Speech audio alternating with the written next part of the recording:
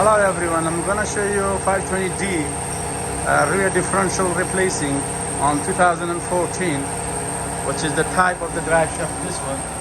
So first thing, when you open the, sorry, it's a prop shaft. When you open the prop shaft, you need to just turn this screw, then you're gonna be in the clockwise.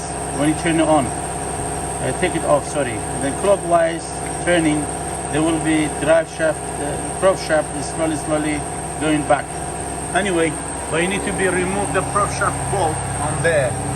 Then you need to remove complete axle on one side, that one, completely remove it to get the drive shaft out. Then after, when you remove it, you need to pull the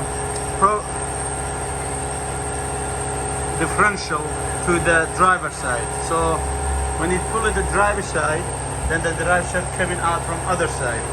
So all you need to do, and this is the old one, is winding sound, and this is the new one, which is the second hand anyway.